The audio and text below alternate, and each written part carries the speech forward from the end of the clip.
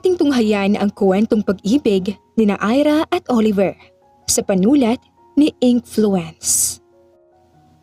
Ang dami po nang nakuha natin ngayon, kuya. Ano, aabot kaya ito ng ilang araw para panggatong natin, kuya? Tanong ng 7 taong gulang na si Achilles Galvante habang abala sa pagtatali ng kahoy na nakuha nila ng kuya niyang si Rafael Galvante, 10 taong gulang. Oo nga, sigurado. Aabutin ito ng 2 araw na panggatong natin bago maubos. Sagot naman ni Rafael sa nakakabatang kapatid. Kung ganon, di na po pala natin kailangan ni Papa na mangahoy bukas. Oo nga, kaya naman makakapaglaro tayo kasama si Papa. Sagot ni Rafael. Yehey! Napapalakpak si Achilles dahil sa tuwa. Halika, tulungan kitang mapasan tong kahoy. Ipapatong ko sa balikat ko. Kunti lang sa'yo para di ka mahirapan. Agad namang tumalima si Achilles, kaya tinulungan na ito ni Rafael na pasanin sa balikat ang ilang pirasong kahoy na gagamitin nila panggatong. Panay pa rin ang masayang kwentuhan ng magkapatid habang naglalakad sila sa may kakahuyan. Tanghali pa lang at dahil sa mga matatahog na punong kahoy ay hindi sila naiinitan. Ganito sa kanilang lugar. Dahil sa mga punong kahoy ay preskong-presko pa rin ang simoy ng hangin. Kuya, ano yun? Natatakot na tanong ni Achi sa kuya nito nang may mamataan na parabang isang tao na nakahiga. Oo nga, parang tao. Sabi naman ni Rafael. Halika, lapitan natin. Pero kuya, natatakot po ako. Hindi yan, ako ang bahala sa'yo. Iniwan ng magkapatid ang mga dala nilang kahoy at nilapitan ang nakita nila na parabang isang tao at parehong nataop ng magkapatid ang kanilang mga bibig nang makita na hindi nga sila nagkamali. Ang nakita nila ay isang babae. Walang malay at puno ng sugat at pasa sa katawan. Kuya, patay na ba siya? Natatakot na tanong ni Achi sa kuya nito. Hindi pa, sa tingin ko, buhay pa siya. Mukhang nawalan lang ng malay. Sabi ni Rafael. Tuwagin mo si Papa, Achi. Sabihin mo sa kanya na may babaeng walang malay tayo na natagpuan at kailangan ng tulong. Pero kuya, bilisan mo na, Achi. Tumungo si Achilles at mabilis na tumakbo patungo sa bahay nila na nagkandapa-dapa pa si Achilles sa labis na pagmamadali. Papa, Papa! Nasa malayo pa lang ay tinatawag na nito ang pangalan ng ama na si Oliver Galvante na noon ay binibiyak ang mga malalaking kahoy sa kanilang bakuran. Nilingon ni Oliver ang anak na tumatakbo na mewang din siya at hinintay itong makalapit. Paano? Tinakasan lang naman siya kanina ng 2 niyang anak habang nagpapahinga siya kanina. Pinagbawalan na niya ang magkapatid ng mga ahoy, ngunit sadyang matigas ang ulo ng kanyang mga anak. Papa! Hinihingal na sabi ni Achilles nang makalapit. Nasaan ang kuya mo? Bakit hindi mo siya kasama? Tanong ni Oliver sa anak. At bakit na tumatakbo? Hindi ba sabi ko sa'yo, huwag kang tatakbo at baka madaba ka na naman. Papa, may babae po doon na kailangan ng tulong niyo. Hingal na gimbal na sabi ni Achilles. Bilisan niyo po, Papa! Ano? Anong babae? May babae po kaming natagpuan ni Kuya kanina sa kakahuyan. Wala pa siyang malay at marami pa siyang sugat saka pasal sa katawan. Hindi na nag-aksaya pa ng panahon si Oliver at dali-dali niyang sinundan ang bunsong anak patungo sa sinasabi nito. Hindi nga nagsisinungaling ang anak niya. Nagulantang din siya nang makita ang kalagayan ng babae. Agad itong nilapitan ni Oliver at walang pag-aalinlangan na binuhat ito at dinala sa bahay nila upang gamutin ang mga sugat. Inihiga niya ito sa papag ng kanilang bahay at dali-daling kumuha ng gamot at basang bimpo upang ipunas sa katawan ng babae. Ang magkapatid ay hindi umaalis sa tabi ng babae at pinagmamasdan lang nila ito. Ano po kayang nangyari sa babae? Sabi ni Rafael sa ama. Ang dami niya pong mga pasa at sugat sa katawan. Saka Mukhang di po siya taga rito sa atin. Hindi ko alam, anak. Baka may mga nagbanta sa buhay niya. Kaya napadpad siya rito sa atin. Sagot naman ni Oliver. Kawawa naman po siya, Papa. Wika ni Achilles. Habang abala sa paggagamot sa mga sugat ng babae, ay nagtataka na rin si Oliver kung ano ang nangyari sa babaeng ito. Malayo ang lugar nila. Sa katunayan, halos gubat na nga ang kanilang lugar, kaya hindi niya alam kung paano ito napadpad kung saan ito nakita ng mga anak niya kanina. Sa itsura pa lang ng babae, masasabi na galing ito sa mayamang pamilya. Maganda ang kutis nito sa kabila ng sugat at pasa at halatang hindi sanay sa bundok. Hindi rin maipagkakaila na maganda rin ang babae. Maging ang hugis ng balingkinitan nitong katawan ay maganda rin. Magkakamalay na po kaya siya, Papa? Tanong ni Rafael na nasa tabi pa rin ng dalaga na nananatiling walang malay. Matapos niyang gamutin ang sugat ng babae, ay dinala niya ito sa kwarto niya at inihiga sa kama para doon muna ito hanggang magkamalay. Sa kwarto na lang ng mga anak niya siya matutulog mamaya. Hintay na lang muna natin, anak. Sigurado akong magkakamalay din siya. Nagising si Ira sa malakas na tunog. Sa hinuha niya ay galing sa nagpapalakol sa kung saan. Nilibot niya ang kanyang paningin sa loob ng silid kung saan siya ngayon at agad na kumabog ang kanyang dibdib nang mapagtanto na wala siya sa sarili niyang kwarto. Sa halip, ang dingding na gawa sa coco lumber ang kanyang nakita. Sa tabi ng kanyang kinahihigaan ay may munting meseta kung saan nakapatong ang kwadro ng isang pamilya na hindi niya rin kilala. Sa paanan ay isang standing fan na nakabukas at nakatutok sa kanya. Nilipat niya ang tingin sa bintana na may kulay berde na kortina na isinasayaw ng hangin. Nakikita niya roon ang mga bulaklak ng gumamela at ilang paru-paro. May iilang gamit din sa kwarto, ngunit hindi niya alam kung sino ang nagmamayari ng mga ito. Anong ginagawa niya sa kwarto na ito? Sinubukan ni Ira na alalahanin ang lahat ng mga nangyari. Kumirot ang ulo niya nang bumalik ang kanyang mga alaala. Nasa isang yacht siya noon. Nagkakasiyahan sila ng mga kaibigan niya dahil bridal shower ng isa sa mga kaibigan niya. Nag-iinom siya at matapos noon ay wala na siyang matandaan na sumunod na mga nangyari sa yacht. Nagkamalay na lang kasi siya na nasa isang madilim na silid na siya. May boses siya ng mga lalaking naririnig. Sinaktan siya ng mga lalaki, sinipa at binugbog. Hindi niya alam kung ano ang kasalanan na nagawa niya sa mga lalaki.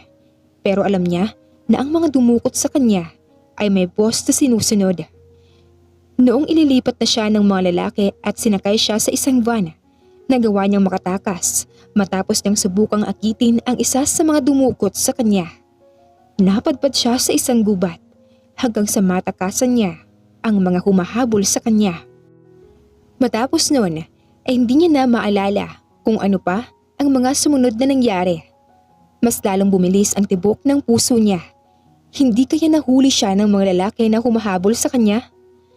Nasa malalim siyang pag-iisip nang biglang bumukas ang pintuan ng silid kung nasaan siya at nakita niya ang dalawang bata na parehong gulat nang makita na may malay na siya. Gising na siya, kuya! Masayang sabi ng maliit na bata. Oo nga, sandali at tatawagin ko lang si Papa. Bantayin mo muna siya, Achi. Babalik din agad ako. Umalis na ang mas matangkad na bata at lumapit sa kanya ang nagngangalang Achi. Guwapo ang batang ito at kulot ang buhok. Maputi rin ang balat nito at namumula ang matabang pisngi. Mas lalo lamang siyang natakot dahil sa kanyang iniisip. Di kaya ay namatay na siya at ang batang ito ay anghel? Mabuti naman po at nagising ka na po, miss. Masayang sabi ng bata na nasa tabi niya na ngayon. Sino ka? Anong ginagawa mo dito? Patay na ba ako? Isa ka bang anghel? Takot at sunod-sunod na tanong ni Ira sa bata na mahina namang natawa sa kanya. Ako po si Achilles, Pero Achi po ang palayaw ko. Kaya yun na rin po ang itawag niyo sa akin. Hindi po ako anghel at buhay ka pa po. Dumating na rin ang kuya ni Achilles, kasunod ang isang matangkad at pawisang lalaki na tinawag ng magkapatid na Papa. Pinagmasdan niya itong maglakad palapit sa kanya habang pinupunasan ang pawis. Mabuti naman at nagkamalay ka na. Barito nung sabi ng lalaki. Rafael, anak, kumuha ka muna ng tubig para sa kanya. Opo, Papa. Sagot ni Rafael at muling lumabas ng silid. Sino ka? Tanong niya sa lalaki. Kitang-kita sa kanyang mga mata ang takot. Huwag ka matakot, miss. Hindi ako masamang tao. Ako si Oliver Galvante. At ang dalawang batang nakikita mo ay ang mga anak ko. Sila ang nakakita sa'yo sa gubat nung wala kang malay. Paliwanag ng lalaki, kaya bahagyang kumalma si Ira. Pumasok na rin sa loob ng silid ang dalawang anak na si Oliver. Tinulungan siya ni Oliver na makaupo sa kama para makainom siya ng tubig na inabot sa kanya ng bata na nagpakilalang si Rafael. Ilang araw ka nang walang malay. Kung di ka pa sana nagkamalay ngayon, ay dadalhin ka na namin sa ospital. Mabuti na lang at bumalik ng iyong ulirat. Paliwanag ni Oliver sa kanya. Malayo ang ospital sa aming lugar. Kung kaya, ako na lang ang naggamot sa'yo. Pasensya ka na kung hindi ka namin nadala sa ospital. Ayos lang. Maraming salamat pala sa tulong niyo sa akin. Sabi niya. Sobrang laki ng pasasalamat niya sa magkaama, lalo na sa magkapatid na sina Rafael at Achilles na nakakita sa kanya sa tabi ng daan. Walang anuman. Pero, maaari ko bang malaman kung ano bang nangyari sa'yo at kung paano ka napadpad sa lugar na to? Tanong ni Oliver. Napayuko si Ira. Ayaw niyang sabihin dito kung ano ang nangyari sa kanya at ang tunay niyang pagkatao. Hindi niya pa kaya na ipagtapat sa iba ang lahat. Nauunawaan ko kung hindi ka pa handa na sabihin sa amin kung ano ang nangyari sa'yo. Muling nagsalita si Oliver nang mapuna ang pag-aalangan sa kanyang itsura. Nagpaalam na rin sa kanya si Oliver na iiwan muna sila nito para makapagluto ng pwede niyang kainin dahil alam nito na gutom siya dahil ilang araw din siyang walang malay. Naiwan namang kasama niya ang dalawang anak ni Oliver na nagkwento sa kanya kung paano siya natagpuan ng mga ito. Nasaan na pala ang mama niyo? Tanong ni Ira sa magkapatid. Nakaupo si Achilles sa tabi niya habang ang kuya naman nito ay nagwawalis. Hindi pa kasi siya lubusan na magaling kung kaya ay hindi pa siya hinahayaan ng mga ito na tumulong sa gawaing bahay. Hindi niya maiwasag maitanong sa mga bata ang ina nila dahil mula noong nagkamalay siya ay 2 araw na ang lumipas ay hindi pa bumisita sa kanya sa kwarto ang ina ng mga bata. Wala na po kaming mama. Sagot ni Achilles na kinabigla naman ni Ira. Ha? Paanong wala na? Maaga po kasing namatay ang mama namin. Ilang buwan lang po mula noong maisilang niya si Achi. Kinuha na po siya sa amin ni Lord. Paliwanag ni Rafael. Kumirot naman ang puso niya dahil sa nalaman. Kung ganon, ang ama na lang pala ng dalawa ang tanging nag-aalaga sa kanila. Kaya naman pala sobrang sipag ni Rafael sa gawaing bahay at sobrang alaga rin ito sa kapatid dahil wala na ang ina na mag-aalaga sa kanila. Ganon ba? Pasensya na at natanong ko ang bagay na yun ha. Paumanhin niya sa magkapatid. Ayos lang po yun. Sagot ni Rafael. Oo nga po, naiintindihan po namin ni Kuya na nagtataka po kayo kung bakit wala po kaming mama. Wika naman ni Achilles sa kanyang tabi. Tunay ngang mabuting ama si Oliver dahil kahit mag-isa lang itong pinalaki ang 2 nitong anak, lumaki ang 2 na mabait at magalang. Mapagmahal din sila at masipag. Hindi pa man sumisikat ang araw ay nagising na si Ira. Narinig niya rin ang ingay na nagmumula sa kusina at tila may nagluluto na. Nanatili lang siya sa loob at minamatsyagan ang bawat galaw ng taong nasa kusina. Sigurado siya na si Oliver iyon. Lagi na rin kasi siya nga nagigising tuwing madaling araw kung kailan gisingin na rin si Oliver para maghanda sa pag-akyat nito sa bundok. Mga anak, aalis na muna ako. Maiwan ko muna kayo dito. Sunod niyang narinig sa mahabang katahimikan ay ang boses ni Oliver na nagbibilin sa mga anak. Nakapagluto na rin ako ng almusal nyo. Pagbangon nyo riyan, ay kumain na kayo. Kayo na rin muna ang bahalang magdala ng almusal sa ate Ira nyo. Inaantok pang sumagot si Rafael. Opo, Papa. Ingat po. Hindi na ulit nakatulog si Ira matapos nun. Nakatulala lamang siya sa loob ng kwarto at malalim ang iniisip. Iniisip niya kung kumusta na kaya ang mga magulang niya ngayon. Nitong nagdaang araw, dahil sobrang lalim ng pag-iisip niya sa mga nangyari sa kanya, ay may hinala na rin siya kung sino ang tao na maaaring nasa likod ng pagdukot sa kanya. Palagi pong nasa bukid si Papa. May mga tanim po kasi siyang mais at gulay doon. Minsan naman po ay nasa palayan siya. Marami po kasi mga pananim ang papa po namin. Paliwanag ni Rafael nang matanong niya sa mga ito kung bakit laging wala ang ama nito sa bahay. Eh di, kayo lang ang naiiwan dito kapag nasa trabaho ang papa nyo? Opo, Hindi po ba kayo pumasok sa eskwela? pupasok na po kami. Kaso, bakasyon pa po namin ngayon. Mag-grade 6 na po ako. Si Achilles naman po ay mag-grade 3 na. Sagot ni Rafael, kaya napatangu-tangu siya. Naawa siya sa mga bata na lagi na lang siyang inaasikaso para dalhan siya ng pagkain sa loob ng silid. Kaya kahit na masakit pa ang buo niyang katawan dahil sa mga sugat niya, nanatamo at pamubugbog na naman sa kanya ng mga dumukot sa kanya, ay sinikap niyang bumangon na. Suot niya ang mahabang t-shirt ni Oliver, maging ang boxer nito ay suot niya rin.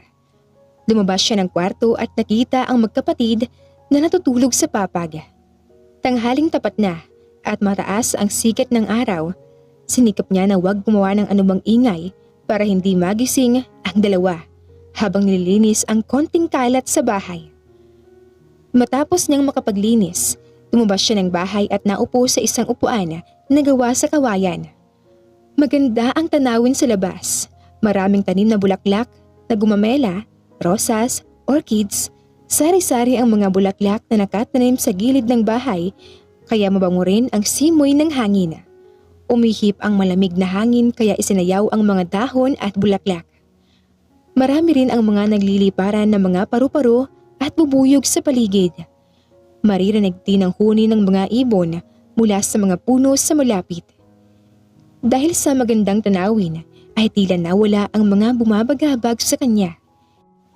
Ipinikit ni Ira ang kanyang mga mata para mas ma-feel niya ang malamig na ihip ng hangin. Bakit lumabas ka na? Nagmulat siya nang marinig ang baritono na boses. Nakatayo sa may pinto si Oliver, nakakauwi lang. Nakatingin ito sa kanya. Sa kabilang kamay ay may hawak ito na maduming sako na may kung anong laman. Oliver, nakabalik ka na pala. Kulat na sabi niya, saka tumayo. Nainip kasi ako sa kwarto, kaya lumabas ako. Pinasadahan siya nito ng tingin na para bang sinisigurado na magaling na siya. Hindi na ba masakit ang mga pasa at sugat mo?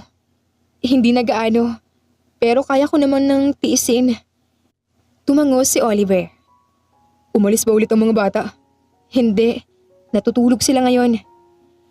Hindi na ulit ito nagsalita at pumasok na sa loob ng bahay. Sinundan niya ito. Mahimbing pa rin ang tulog ng dalawa kaya dahan-dahan ang pagkilos nila para di sila magising. Sumunod siya kay Oliver hanggang sa kusina. Nakita niyang inilabag nito ang dalang sako sa upuan at lumapit ito sa maliit na ref para kumuha ng tubig. Kumain ka na ba? Nauutal niyang tanong kay Oliver na sandali siyang sinulyapan. Tapos na. Kayo, kumain na ba kayo ng mga bata? Oo, tapos na rin. May dala akong kamote riyan. Iluluto ko lang muna para may merienda tayo. Bumalik ka na lang muna sa kwarto para di ka mabinat. Sabi ni Oliver, saka muling kinuha ang sako. Binuhos nito sa lababo ang laman ng kamote para hugasan dahil maputik pa.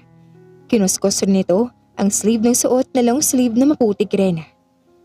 Tulungan na kita, Hindi na. Kaya ko na to. Hindi siya nakinig. Sa halip, naglakad siya patungo sa tabi nito para tumulong. Hayaan mo na akong tumulong. Nahihiya na rin kasi ako na ilang araw na ako rito sa inyo at wala man lang akong ginagawa. Hindi mo kailangan may gawin. May sakit ka. At may mga sugat na hindi pa rin naghihilom. Kaya kailangan mong magpahinga.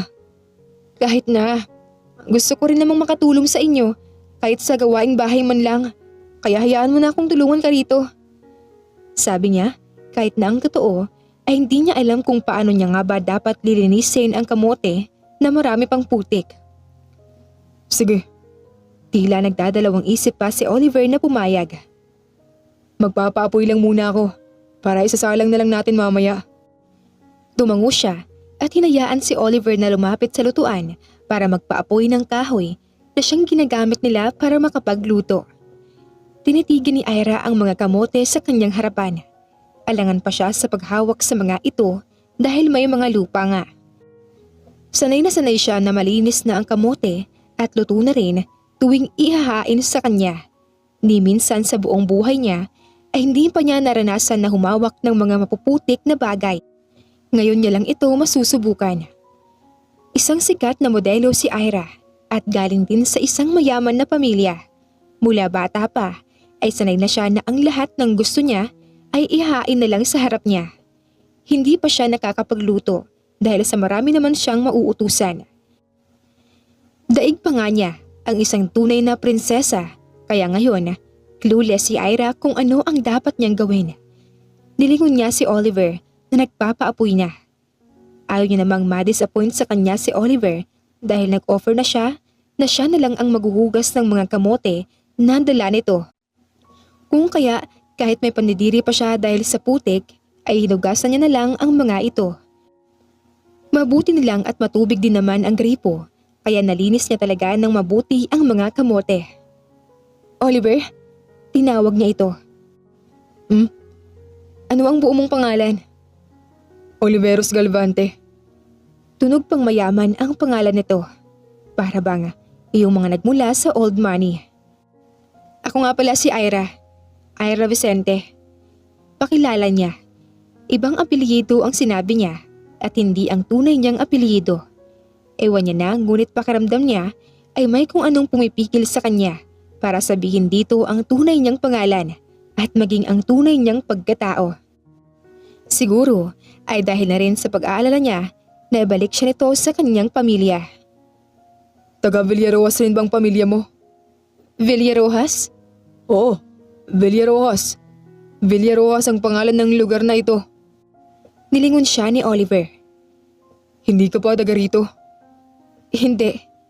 Nag-aalangan niyang sagot. Taga Maynila ang mga magulang ko. Kung ganun, paano ka napadpad sa lugar na to? Napatigil siya sa pagbabrush sa hawak-hawak niyang kamote at tila napansin din ni Oliver ang pag-aalangan niya. Dahil sa mga kaibigan ko, nagkakasiyahan sana kami dahil bridal shower ng isa sa mga kaibigan ko.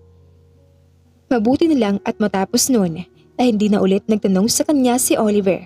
Marahil ay ayaw din ito na maging uncomfortable siya. Okay na to. Salamat. Sabi ni Oliver nang matapos na siya sa paghuhugas ng kamote. Tinignan pa siya nito at ang suot niya na may putik na rin dahil sa mga talsik sa paghuhugas niya kanina. Magpalit ka ng damit. May malinis akong t-shirt sa cabinet doon sa kwarto. Kumuha ka na lang. Tumango siya at hinayaan na si Oliver na magsalang ng kamote. Bumalik na siya sa kwarto at naghanap ng damit ni Oliver na maaari niyang isuot. Sa huli ay ang kulay gray na t-shirt ang napili niyang isuot. Ilang sandali pa ay nagising na rin ang magkapatid kaya agad nilang tinulungan ang ama sa mga ginagawa nito. Ngayon ay nasa sala ang mag-aama. Pinapaayos ni Atki sa ama ang nasira nitong laruan. Nakisilip si Ira sa mag-aama at hindi niya maiwasan na mapangiti. Kahit halata ang pagod sa itsura ay ginagawa pa rin ni Oliver ang lahat para mapasaya ang dalawang anak. Nakikipaglaro pa nga ito sa mga anak. Mas lalo lang siya tuloy na pahanga kay Oliver. Halos lahat naman ng katangian nito ay napapahanga siya. Bukod sa pagiging isang mabuting ama at pagiging masipag, guwapo rin ito. Kung tutuusin, ay para nga itong isang sikat na modelo. Mas guwapo pa nga ito sa mga modelo na na-meet at nakatrabaho niya. Matangkad din ito, maayos ang gupit at mukha pa ring mabango kahit marungis ang suot. Nakakapagpadagdag pa sa kagwapuhan nito ang moreno nitong balat. Marahil ay dahil lagi itong babad sa araw dahil nasa bukid ang trabaho nito. Masarap po ba, Ate Ira? Tanong ni Achi habang pinagsasaluhan nila ang nilutong kamote. Tumango-tango siya.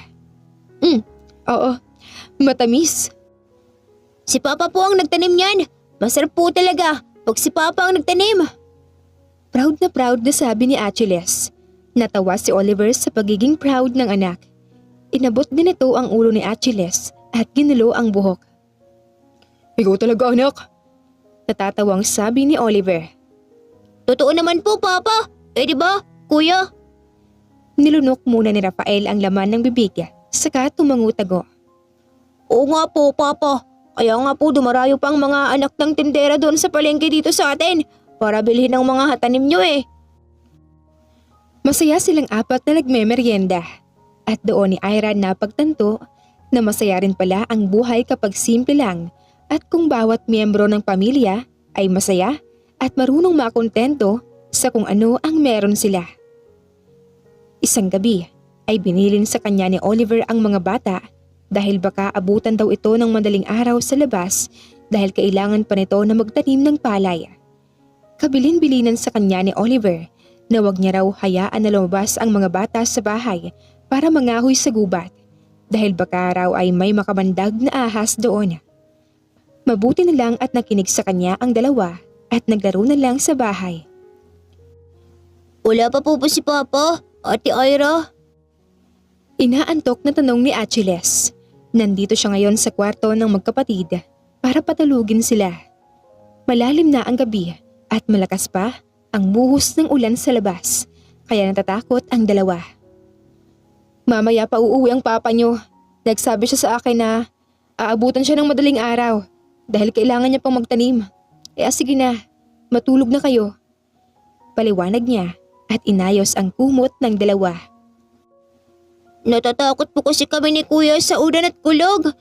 Hindi ka po ba aalis sa tabi namin? Kapag po kasi umuulan, ay tumatabi po kami kay Papa matulog. Hinaplos niya ang ulo nito. Hindi ako aalis sa tabi niyo. Ay wag na kayong matakot. Talaga po? Hindi mo po kami iiwan dito ni Kuya? Paniniyak ni Achilles. Tumango siya. Oo, pangako. Maraming salamat po, Ate Ira. Wika naman ni Rafael. Pinatulog niya ang mga ito at hindi nga nagtagal ay nakatulog na rin sila. Malakas pa rin ang ulan sa labas. Sunod-sunod pa ang kidlat na may kasamang kulog pero hanggang ngayon ay wala pa rin si Oliver. Maya-maya pa ay nakaramdam siya ng pagkauhaw kaya lumabas muna siya sa kwarto ng magkapatid. Tamang nasa labas na siya nang biglang nag-brown out. Sobrang dilim ng paligid at wala siyang kahit na anong maaninag. Sinong nandyan? Natatakot niyang tanong nang may marinig siyang tunog na animoy may ibang tao sa loob ng bahay. May tao ba riyan? Ulang sumagot sa kanya. Naisip niya na baka ay dahil lang sa malakas na hangin ang narinig niya. Ganun pa man, hindi niya maiwasan na mag-alala para sa mga bata. Mamaya na lang siguro siya iinom ng tubig kapag may ilaw na. Pabalik na sana siya sa kwarto nang bigla na lang siyang may kung anong naapakan kaya nadulas siya. Dahil sa gulat ay impit siyang napatili. Niredy niya na ang sarili sa lakas ng impact ng pagbagsak niya. Ngunit lumipas ang ilang segundo ay hindi niya naman naramdaman ang sahig. Ang pakiramdam niya pa ay para bang nakalutang siya sa hangin. Ayos ka lang ba? Ang barito ng boses iyon ni Oliver. Napamulat siya. Oliver? Ako nga. Sagot nito saka binuksan ng hawak na flashlight kaya agad siyang napaayos ng tayo. Pasensya na, madilim kasi, kaya hindi ko nakita ang inaapakan ko. Ayos lang. Natutulog na bang mga bata? Oo, kanina pa sila tulog. Kukunin ko lang ang gasera sa kusina. Ito, kunin mo muna para hindi madilim. Sabi ni Oliver at binigay sa kanya ang hawak na flashlight. Tinanggap niya iyon at inilawan niya si Oliver para hindi siya matisod papuntang kusina. Maya-maya pa ay bumalik na si Oliver dala ang 2 gasera na meron ng sindi. Sinundan niya ito papasok sa kwarto ng magkapatid. Pinatong ni Oliver ang isang gasera sa mesita na gawa sa kawayan sa tabi ng higaan ng magkapatid. Papa, Tawag ni Oliver sa ama. Oo anak, nandito na ako. Sabi ni Oliver at pinagmasdan lang ito ni Ira na ayusin ang pagkakakumot nito. Bumalik ka na sa pagtulog. Hindi na muling sumagot si Rafael dahil nakatulog na itong muli.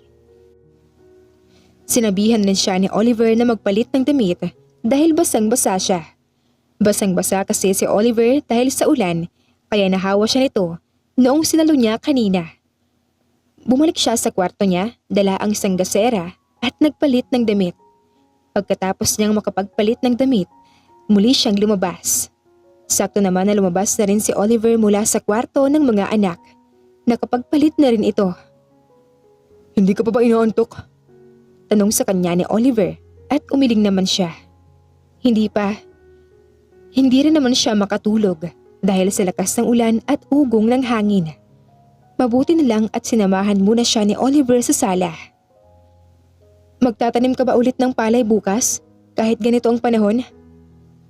Kung mabuti ang panahon, oo. Pero kung hindi, mag-aani na lang siguro ako ng kamote para mabenta ko sa palengke at may pangdagdag sa iniipon ng mga bata na pambili nila ng TV. Nabanggit sa kanya ng magkapatid na nag-iipon daw sila para makabili ng bagong TV. Nasira raw kasi ang TV nila noong nakaraang buwan. Alam ni Ira na nakakalungkot iyon para sa magkapatid dahil wala silang mapaglibangan. Ngunit nagpapasalamat din siya na wala pang TV ang mga ito dahil sigurado siya na laman siya ng balita ngayon dahil sa nangyari sa kanya. Ah, ganun ba? Sabi niya at napatango-tango. Malawak ba ang nataniman mo kanina? Oo, kaso mukhang sinira na ng bagyo. Kaya kailangan ko na namang ulitin yun. Mahirap nga talaga para sa mga magsasaka na katulad ni Oliver kapag ganito na malakas ang ulan. Noong nasa syudad pa siya at malayang nagagawa ang gusto, wala siyang pakialam sa ibang mga tao. Ang mahalaga lang sa kanya noon ay ang kanyang sarili at magawa niya ang mga gusto niyang gawin. Pero ngayong naranasan niya ang simpleng pamumuhay kung saan umaasa sila sa mga tanim sa bukid, nag-alala at naawa na rin siya para sa iba, lalo na kay Oliver. Mabuti na lang at kinabukasan ay umayos na rin ang panahon at muling sumikat ang araw, kaya maaga pa lang ay umalis na si Oliver para ituloy ang trabaho sa palayan. Ngayon ay araw ng Sabado at nagpasya sila ng mga bata na magtungo sa bayan para makapamili ng ilang mga pangangailangan nila sa bahay. Dala nila ang 1,500 pesos na binigay ni Oliver para ipamili ng ilang mga pangangailangan sa bahay na pagkakasyahin nila sa loob ng ilang araw. May binigay din na 500 sa kanya si Oliver para bumili rin daw siya ng ilang pirasong damit sa Tiangge. Rafael! Angeles! Sino yung magandang babaeng kasama nyo? Tanong ng isang tendera sa palengke sa magkapatid. Oo nga, ang ganda rin niyang kasama nyo. Tanong rin ng isang tendero ng mga isda. Nag-asawa na ba ang papa nyo? Hindi pa po, tiyo. Sagot ni Rafael sa lalaki. Siya po si Ate Ira. Eh, kaano-ano niya naman siya? Nagtanong ulit ang tendera. Kaibigan po. Maagap siyang sumagot bago pa man makasagot ang dalawa. Kaibigan po ako ng ama nila. Talaga? Saan ka naman nakatira ngayon, iha? Sa kanila po. Pansamantalang nakatira po ako ngayon sa kanila. Eh di Para na rin kayo mag-asawa ni Oliver niyan. Sabi ulit ng tendera, kaya awkward na lang siyang napatawa. Wala naman po sigurong masama kung sa amin po muna nakatira si Ate Ira ngayon. Mabait naman po siya sa amin. Sabi ni Rafael nang may isang dalaga ang nagsabi na hindi raw maganda na nakikitira siya sa mga ito. Oo nga po. Nagsalita rin si Achilles. At least po, si Ate Ira, mabait po sa amin. Saka inaalagaan niya po kami. Kayo nga po, Ate Erika, ang sabi niyo, gusto niyo po ang papa namin. Kaya lagi kang bumibisita sa papa namin sa bukid. Pero masungit ka naman po sa amin. Hindi nakasagot ang dalaga na si Erika dahil sa sinabi ni Achilles. Kaya naman pala masama ang timpla ng mukha nito at masungit din sa kanya nang malamang nakatira siya sa bahay ngayon nila Oliver at nang makita niya rin na suot-suot niya ang damit ni Oliver dahil may gusto pala si Erika sa lalaki. Hindi niya rin naman ito masisisi kung bakit ito nagsusungit sa kanya. Kahit sino mang babae na malaman na ang lalaki na kanilang nagugustuhan ay may kasamang ibang babae sa bahay ay maiinis. Ang nakakapagtaka lang ay kung bakit pati si Ira ay naiinis rin sa nalaman na may gusto ang Erika na yon kay Oliver. At lagi rin itong pinupuntahan si Oliver kapag nasa oras ito ng trabaho sa bukid. Ang sama talaga ni Ate Erika, ano? Sabi ni Achilles kay Rafael. Oo nga, kaya ayaw ko rin eh. Buti na nga lang, di siya gusto ni Papa. Kaya di na rin siya pinapansin. Sagot ni Rafael. Shh! Huwag kayong ganyan. Masama na pinag-uusapan yung ibang tao. Saway ni Ira sa magkapatid. Kahit pa ang totoo, ay natutuwa rin siya sa narinig na hindi gusto ni Oliver ang babaeng iyon kanina. Totoo po ang sinasabi namin, Ate Ira. Ang sama po talaga ng ugali ng babaeng yon. Mabait lang po kapag nariyan si Papa. Sabi sa kanya ni Rafael. Mas gusto ka pa po namin kaysa sa kanya. Ay nako, kayo magkapatid talaga. Pag narinig ng papa niyong mga sinasabi niyo, papagalitan kayo nun. Ngumiti sa kanya ang magkapatid. Huwag niyo po kami isusumbong kay Papa. Ayaw po nun na may pinag-uusapan kami na ibang tao. Masama raw po kasi yun. Oo, hindi ko kayo isusumbong. Pero, huwag niyo na ulit uulitin na may mga masasama kayong sasabihin sa ibang tao, ha? Anya, at tumangu-tango naman ang magkapatid. Nangako pa sila sa kanya na hindi na mauulit iyon. Matapos nilang makapamili ng ilang mga kailangan nila sa bahay, ay dumiretso na sila ng mga bata sa Tiangge para makabili na ng damit. Sa totoo lang, ayaw sana ni Ira na bumili ng damit. Alam niya kasi na pinaghirapan ni Oliver ang 500 ibinigay nito sa kanya. Hindi ito kasing yaman, kagaya niya, na wala pa sa barya niya ang 500. Ganon pa man, mapilit ang mga bata na bumili siya ng damit dahil kailangan niya raw iyon. Ito po, Ate Ira. Bagay na bagay po sa iyong bestida na po na ito. Ang sabi ni Achilles habang ipinapakita sa kanya ang bestida. Ang mahal niyan, pili na lang tayo ng iba. Sabi niya nang makita ang presyo na 250. Tumango si Rafael at ibinalik na sa pagkakahanger ang bestida. Muli silang namili at habang nasa kalagitnaan sila ng pamimili ay binuksan ng tendero ang radyo nito at napatigil siya sa binalita. Patuloy pa rin na pinaghahanap ngayon ang nawawalang modelo na si Ira Lee Montenegro. Ito ay matapos maibalita na nawawala ang modelo nitong 9 ng Hunyo. Huling nakita ang modelo kasama ang mga kaibigan nito sa isang yacht sa San Antonio Beach sa mismong araw ng bridal shower ng isa sa mga kaibigan ng modelo. Hinihinala ng iba na nahulog ang modelo sa dagat dahil sa kalasingan. Subalit ang pinagtataka ng pamilya ng modelo ay kung bakit wala man lang ni isa sa mga kasama nito ng gabi na iyon ang nakapansing nahulog si Ira sa dagat. Kung kaya ay pinaghihinalaan na rin ng pamilya ng nasabing modelo ang mga kasama nito ng araw bago ito nawala. Hanggang ngayon ay patuloy pa rin na nagdadalamhati ang pamilya ng modelo at patuloy din silang umaasa na buhay at ligtas ang kanilang anak. Hinihingi ng pamilya ang pangunawa at hinihiling nila na isama ang kanilang anak sa mga dasal. Pakiramdam ni Ira Napako siya sa kanyang kinatatayuan. Hindi niya magawa na makagalaw habang patuloy niyang pinapakinggan ang balita sa radyo. Ay nako, ang dami na talagang mga nangyayari sa buhay ng artista ngayon. Sabi ng tindero matapos mapakinggan ang balita. Ano, miss, bibili ba kayo ng mga anak mo? Saka lamang siya nakagalaw nang lumapit sa kanya ang tindero at nagtanong. Opo, bibilihin ko po ito. Sagot niya sabay abot dito ng hawak niya na bestida na kaagad namang pinalot ng lalaki sa plastic. Kawawa naman ang babae kanina sa balita, kuya, no? Sabi ni Achilles kay Rafael habang naglalakad sila. Oo nga eh. Bakit kaya siya biglang nawala, no? Kaya nga, sana mahanap na rin siya ng pamilya niya. Sigurado ako, nalulungkot ng pamilya niya at nag-aalala na rin sa kanya. Sabi ni Achilles bago siya nilingon. Napahinto na rin ang dalawa sa paglalakad nang mapansin na bumagal na siya sa paglakad. Ayos lang po ba kayo, Ate Ira? Naputol ang daloy ng isip niya nang marinig niyang tinatawag siya ni Achilles. Ha? Anong sabi niyo? Tanong niya sa dalawa na mas lalong napakunot ang noo. Ayos lang po ba kayo, Ate Ira? Tanong ni Rafael sa kanya. Marahan siyang tumango. Oo, ayos lang ako. Bakit ka po namumutla? Nagtatakang tanong ni Rafael. Hindi, ganito lang talaga ang labi ko. Pagsisinungaling niya. Okay po. May bibilin pa po ba tayo? Wala na. Sa tingin ko, nabili naman na natin ang mga kailangan natin sa bahay. Kayo, may gusto pa ba kayong bilhin?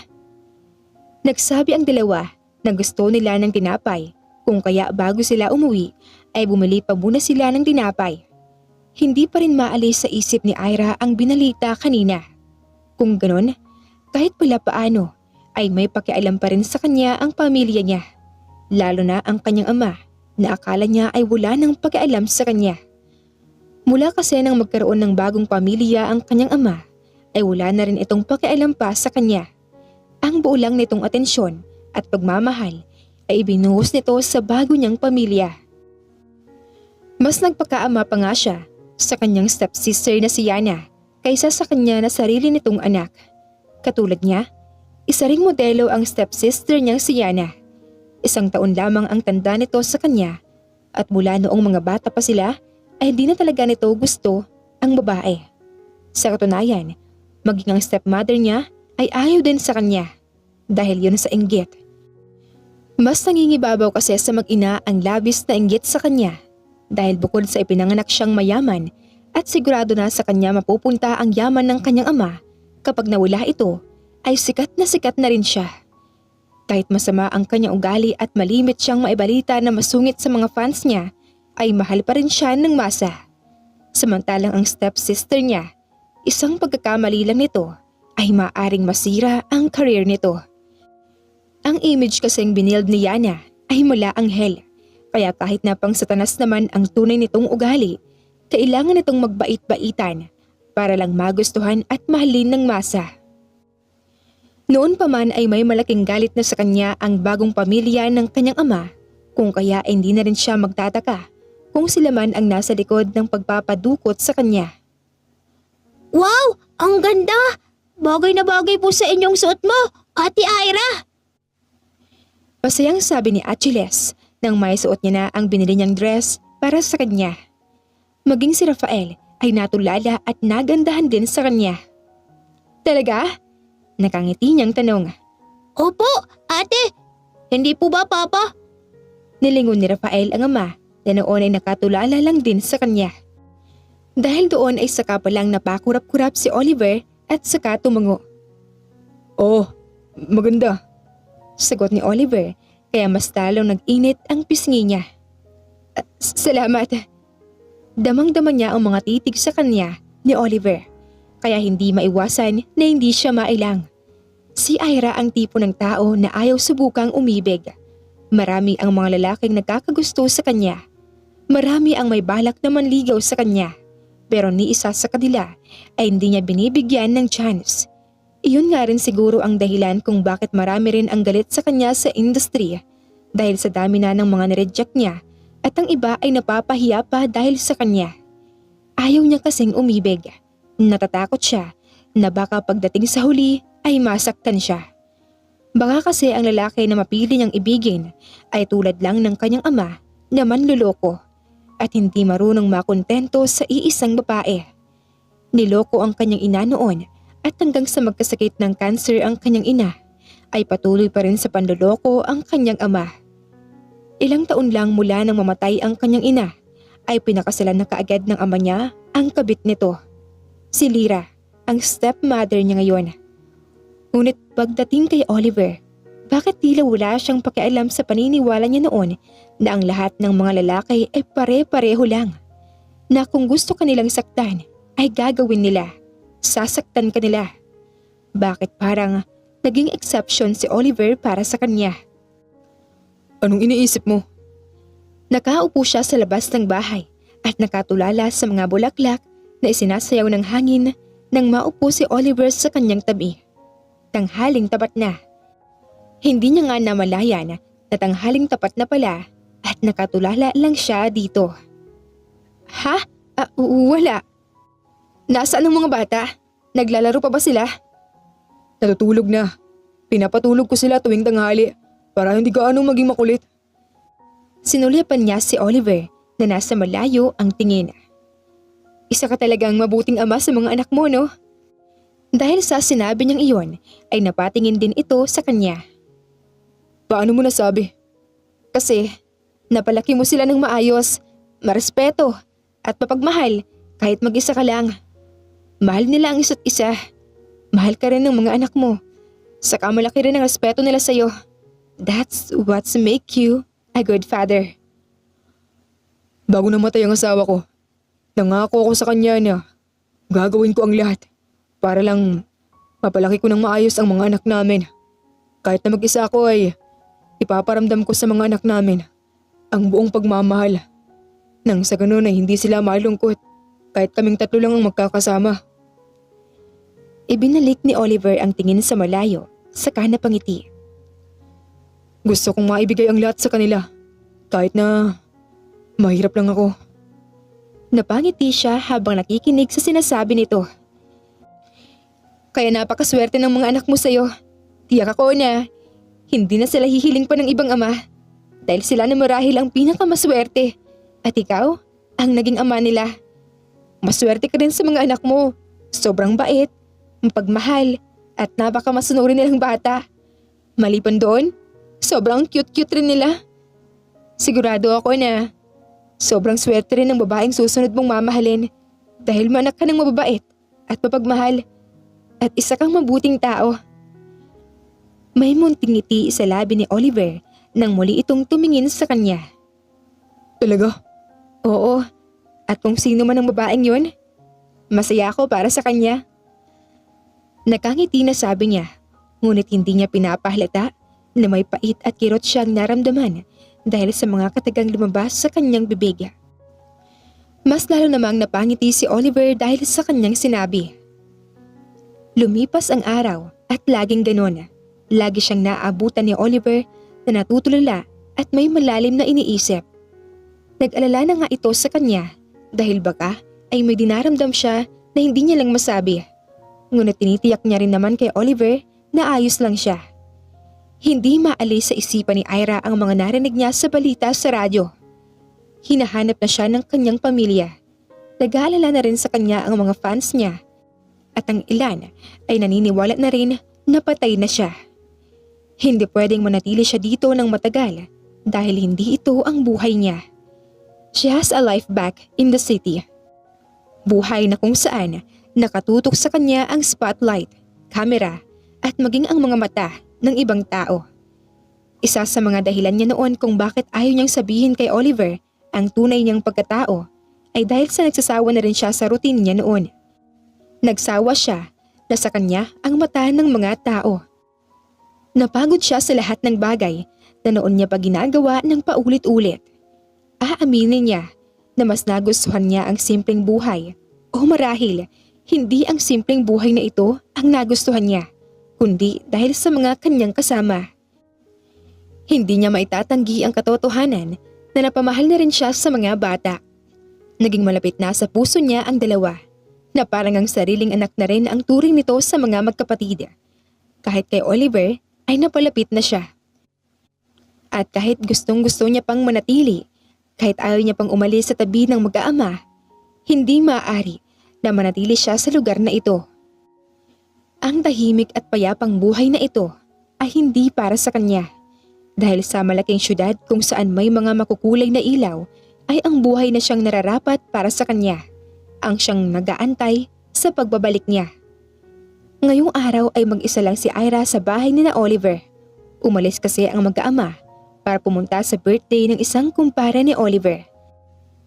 Sinasama pa sana siya ng 3, ngunit hindi siya sumama dahil may iba siyang balak. May iba siyang planong gawin. Patawarin niyo ako kung kailangan kong gawin to. Tumutulo ang luha ni Ira habang hawak-hawak niya ang kwadra ng pamilya. Hinahaplos niya ang picture ng magkapatid na nakangiti. Sunod ay ang mukha ni Oliver na nasa kabilang tabi. I'm sorry. Gustuhin ko mang magstay sa inyo. Ay hindi maaari. Hindi ako nararapat sa lugar na to. Hindi ako nababagay sa tabi niyo. Mahal ko na kayo. Mahalaga na kayo sa akin. Para ko na rin kayong mga anak. Pero, may ibang buhay ako. May mga nag-aantay sa pagbabalik ko.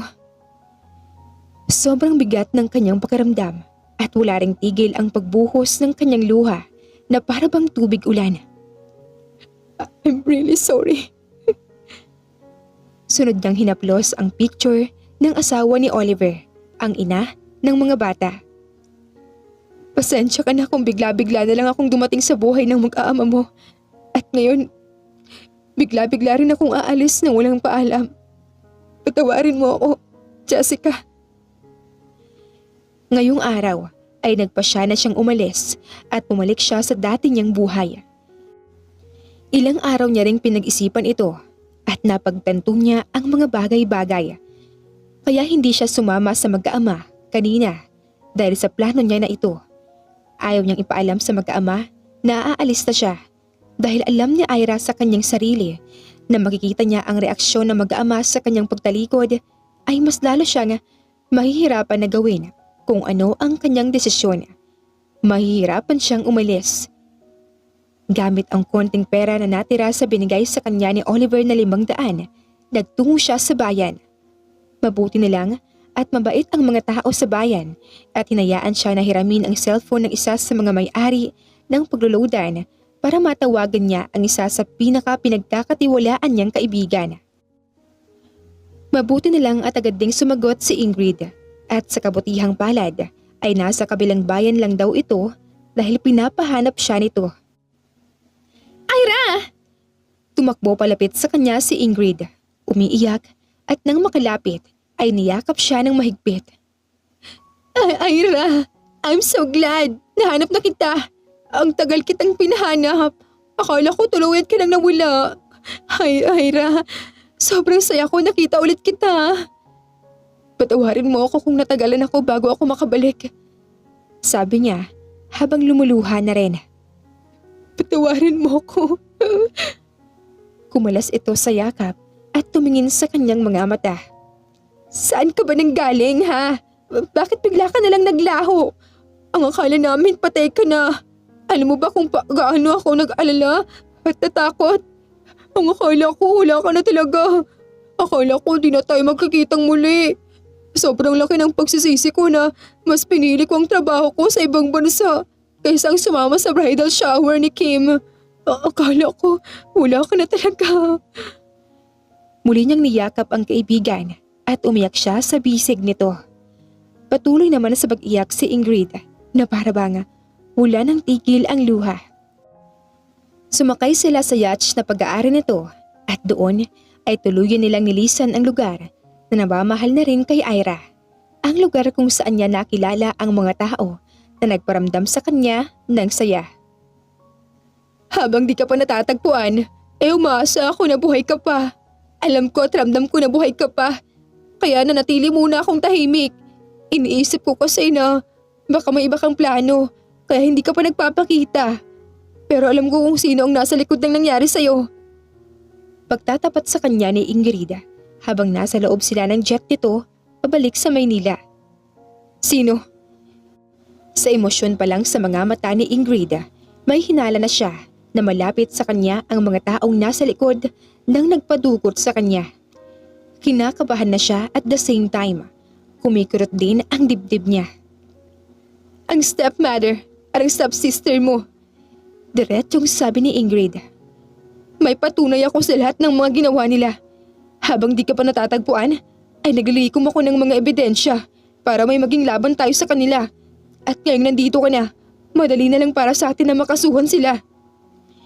At nang sandaling makabalik sila sa Maynila, pinacheck agad siya ni Ingrid sa doktor para masigurado na walang masakit sa kanya. Matapos, ay agad silang kumilos para makasuhan na kaagad ang stepmother at stepsister niya dahil sa ginawa sa kanya.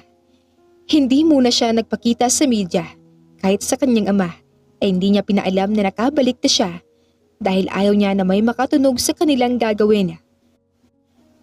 Mabuti na lang at sobrang solid ng mga ebidensya na nalikom ni Ingrid. May 2 testigo pa ito.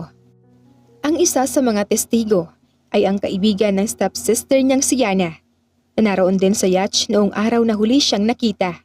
At ang isa sa mga tumestigo ay ang mismong tauhan nang nagdukot sa kanya. Lumabas na ang ebidensya ukol sa pagkawala ng sikat na modelo na si Ira Lee Montenegro. Matatandaan na nabalitang nawawala ang sikat na modelo na si Ira Montenegro noong 9 ng Hunyo at huli itong nakita sa yacht kasama ang mga kaibigan. Makalipas ng mahigit 1 buwan ay bumalik na ang modelo para formal na sampahan ng kaso ang stepmother nitong si Lyra Montenegro at Yana Jimenez. Nagawa nitong makatakas mula sa taong dumukot sa kanya at nagtago ng ilang linggo hanggang sa makabawi ng lakas ang katawan at bumalik para formal na magsampa ng kaso. Nagpakita ng solid na ebidensya ang modelo na magpapatunay sa ginawa ng stepmother at stepsister nito. Napangiti si Ira habang pinapanood ang balita tungkol sa stepsister at stepmother niya.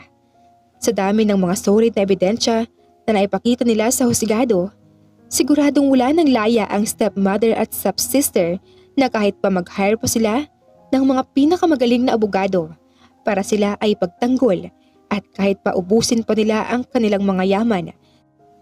Dahil kapag nagawa pang makalaya ng stepmother at stepsister niya, mas lalo lang napatunayan kung gaano kawalang kwenta ang justice system ng bansa.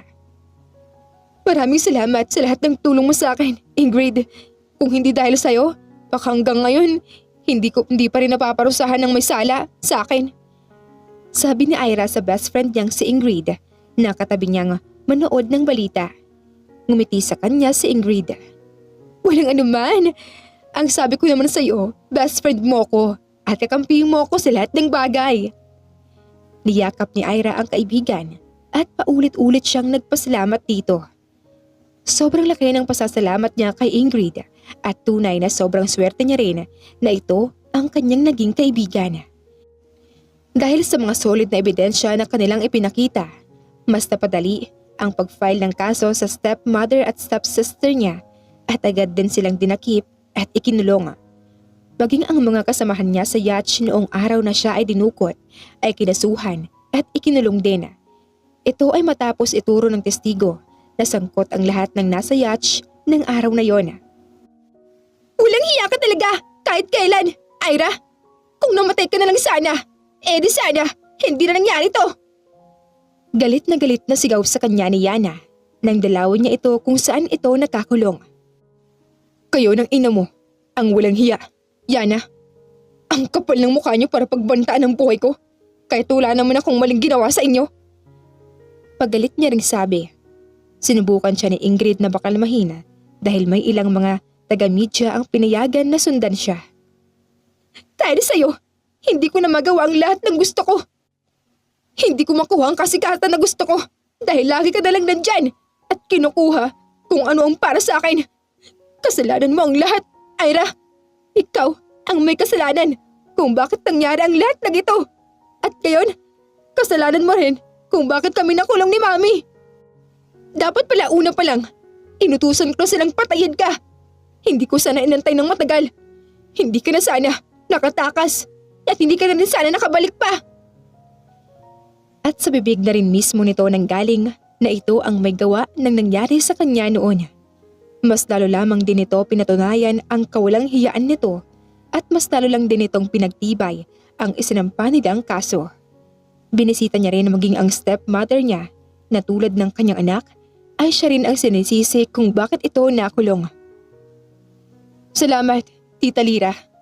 Dahil sa mga sinabi mo, mas lalo mo lang pinatunayan ang mga kaso na sinampa sa inyo. Mas lalo mo lang pinahabang sentensya nyo ng magaling nyong anak. Nangaasar niya itong nginitian. Try mo naman ngumiti, Tita Lyra. Hindi ba? Gustong-gusto niya ng anak mo na nasa inyong kasikatan, alang spotlight. Ngayon, nagtagumpay na kayo. Nasa inyo ng spotlight at sikat na rin kayo ng anak mo. Saka be happy. Bagay na bagay ka sa lugar na to. Bagay na bagay ka sa kulungan. Sa sinabi niyang iyon ay mas lalong nagwala sa galit ang stepmother niya. Mas lalo itong nanginig sa labis na galit at inis. Pero tinawanan at tinasar niya lang ito. Hindi rin naging madali ang mga nangyari. Dahil kahit na nakakulong na ang stepmother at stepsister niya, ay may mga hearing pa rin. At dahil nga sa isa siyang sikat na modelo, kailangan niya ang sunod-sunod na press conference para masagot niya ang ilang mga kasagutan, maging ang mga tanong ng nag-aalala niyang mga fans. Hindi man naging madali ang lahat. Sa huli ay worth it pa rin naman dahil nakuha niya rin ang hustisya. Anak, alam kong nagkamali ako. Alam ko na malaki ang naging pagkukulang ko sa'yo. Patawarin mo sana ako sa lahat ng mga nagawa ko. Masyado akong nabulag sa pagmamahal ko para kay Lyra. Kaya nabulag na rin ako sa mga kasalanang nagawa nilang magnanay. Nasa harapan niya ngayon ang kanyang ama at paulit-ulit itong humihingi ng tawad sa kanya sa lahat ng mga kasalanang nagawa nito. Matapos ang lahat ng gulo, ay ngayon niya lang ulit kinausap ang kanyang ama. Noon pa ito sumusubok na makausap siya pero hindi siya pumayag dahil sa aaminin ni Ira na may galit din siya dito dahil hinayaan lang ito na saktan siya ng asawa at stepdaughter nito. Ngayon niya lang hinayaan ng ama na makausap dahil naunawaan na rin ni Ira na hindi lahat ng kilos ng asawa nito ay alam niya. Lalo pa at busy na tao ang kanyang ama. Naiintindihan po kita, Dad. Don't worry. Alam ko may dahilan ka. At kahit na hindi ka naging isang mabuting ama sa akin, alam at ramdam ko na may puwang pa rin ako sa puso mo at hindi mo hahayaan na may masamang mangyari sa akin. Don't worry, kung ano man po ang naging kasalanan nyo, pinatawad ko na kayo. Matapos ang lahat ng mga pinagdaanan niya, ang gusto na lang niya ay maging masaya. Ayaw niya ng mga gulo at ayaw niya rin na may galit pa siyang dinadala sa kanyang puso. Siguro ang mga experience niya na iyon ay ang nagtulak sa kanya para gustuhin na lang na maging masaya at kontento kaysa patuloy na ma-involved sa mga gulo. Anong iniisip mo? Biglang tanong sa kanya ni Ingrid habang nasa balcony siya, nakaupo at may hawak na wine glass na konti na lang ang laman. Kanina pa siya dito, nakatanaw lang sa malayo at may malalim na iniisip. Tinignan niya ang kaibigan at napabuntong hininga ng malalim. Iniisip ko lang ang mga tumulong sa akin noon. You mean, ang gwapo at malanay and shining armor na si Oliver at ang dalawa niyang anak na mula prinsipe? May panunukso sa boses at tono ni Ingrid.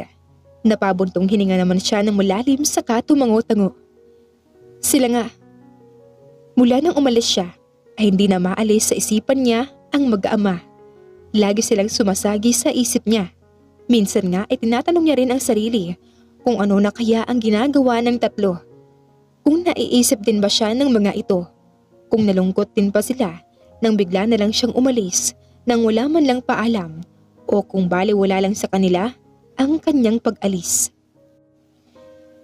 Sa 3 mabilis na buwan na lumipas ay laging sila ang laman ng isipan niya. Lagi mo na lang silang iniisip. Alam mo, minsan, napapaisip na rin ako Kung mahal mo na ba ang ama ng mga batang yun?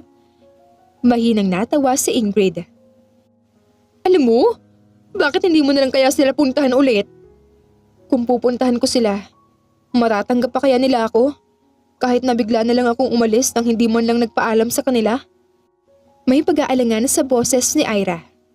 Oo naman, basta ipapaliwanag mo lang sa kanila ang tunay mong mga dahilan. Nagawa ka nga nilang tanggapin kahit hindi nila alam kung ano ang tunay mong pagkatao. Kung mabait ka ba o baka naman aswang, inalagaan ka pa rin nga nila at pinatira sa kanilang bahay. Ngayon pa kaya? Napaisip siya sa sinabi ni Ingrid. Aaminin niya na noon pa man ay gustong gusto niya nang makita ulit ang mag-ama. Gusto niya nang mayakap ulit ang dalawang bata at gusto niya ring masabi kay Oliver kung ano ang kanyang nararamdaman. Subalit mas pinapangunahan siya ng takot na baka ay hindi siya matanggap ng mga ito kapag bigla siyang bumalik dahil sa biglaan niyang pag-alis. Ngunit hanggang kailan niya ba kayang tiisin ang pangungulila niya sa mga ito?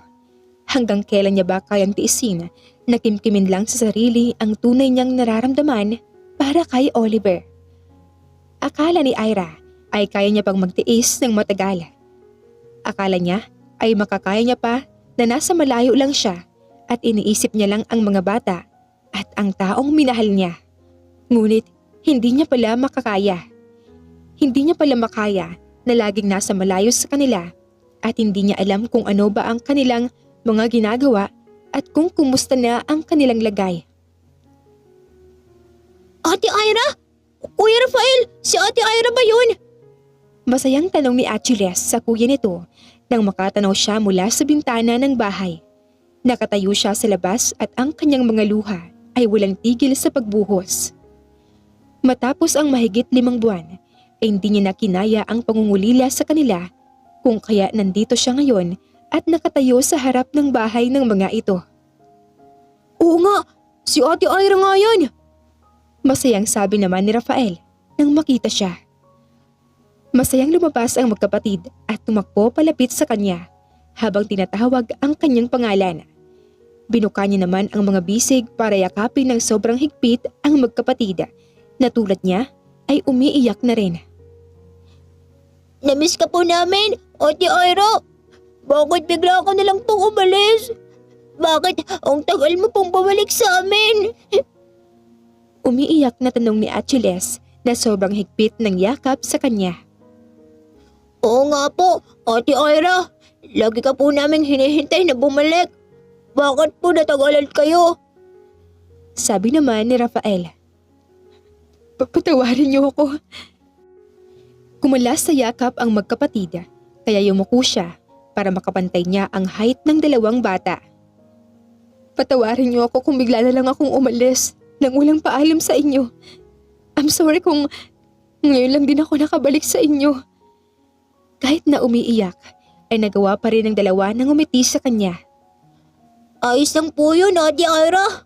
Ang mahalaga, kasama na po namin ulit ngayon ikaw. Niyakap niyang muli ang 2 bata. Mas mahigpit ang pagkakayakap niya sa mga ito na para bang anumang sandali ay maglalaho sila sa kanyang harapan. Mahal na mahal ko kayo. Patawarin niyo ako kung iniwan ko kayo.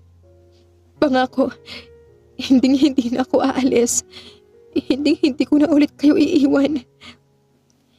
Sa sinabi niyang iyon ay napangiti ang magkapatid. Mahal na mahal ka po namin, Ate Ira. Ilang sandali pa ang lumipas ay narinig niya ang boses ni Oliver. Napatingin siya dito at napaluha nang makita niya ito. Putikan ang suot nitong damit at mukhang galing pa sa palayan. May suot-suot din itong salakot at may hawak na sako na may putik rin. Hindi na nag-aksaya pa ng sandali si Ira. Agad niyang tinakbo ang layo nila sa isa't isa. Binitawan naman ni Oliver ang dalang sako. Nang sandaling makalapit siya sa harapan nito, ay wala siyang sinabi na kung ano. Basta niya nalang pinagdikit ang kanilang mga labi. Nagulat pa si Oliver sa kanyang ginawa. Ngunit kalaunan ay nakabawi rin at tinagon ang paghalik niya. Sa halik na iyon nila ibinuhos ang kanilang mga nararamdaman at ang pangungulila. I love you. Oliver. Pagtatapat niya, nang sandaling maghiwalay ang kanilang mga labi. Inabot niya ang mukha nito sa kahinaplos. Wala pa ring tigil sa pagpatak ang luha sa kanyang mga mata. Mahal na kita. Mahal kita, Oliver. Hindi ko rin alam kung kailan at kung paano nagsimula. Marahil nga'y nagsimula akong umibig sa'yo. Unang beses pa lang kitang nasilayan. At mas lalo lamang akong napaibig sa'yo dahil sa iyong kabaitan at sa bawat pagngiti mo. Mahal na kita. At labis akong nangulila sa'yo sa ilang buwan na nawalay ako sa inyo. Nanatiling nakatingin sa kanya si Oliver na halos napako sa kanyang kinatatayuan. Hindi ito makapaniwala, ngunit kitang-kita rin sa mga mata nito ang saya dahil sa kanyang mga sinabi. Patawarin mo ako kung bigla na lang akong umalis nang hindi nagpapaalam sa inyo ng mga bata. May problema ako na kailangan kong resolbahin. Alam kong nagkamali ako at hindi ko man lang sinabi sa inyo ang tunay kong dahilan. Ngunit sana mapatawad niyo pa rin ako. Sana pagbigyan mo ko ng pagkakataon na makabawi at magpatunayan ko kung gaano ko kayo kamahal at kung gaano kayo kahalaga sa akin ng mga bata. Nagsusumamo ang kanyang boses, maging ang kanyang mga mata ay nagsusumamo rin habang diretsyong nakatingin dito. Kung kailangan niya man na lumuhod sa harap nito at magmakaawa na bigyan siya ng pagkakataon para makabawi sa kanyang ginawa, ay nakahanda siyang gawin. Ganon niya ito kamahal. Ganon ito at ang mga anak nito kahalaga para sa kanya. Papa, hindi po ba sabi niyo sa amin ni Achi ay mahal niyo rin po si Ate Ira? Patawarin niyo na po siya para maging mama na po namin siya. Sabi ni Rafael sa ama. Gulat at nagtatanong ang mga mata na nakatingin siya kay Oliver. Sobrang bilis ng tibok ng kanyang puso at mas lalo pang bumilis ang pagtibok noon nang ngumiti na sa kanya si Oliver. Inabot ng kamay nito ang kanyang mukha sa kamasuyong hinaplos. Kapag kuwan, ay diretso itong tumingin sa kanyang mga mata. Mahal din kita. Mahal ka namin. Ng mga bata.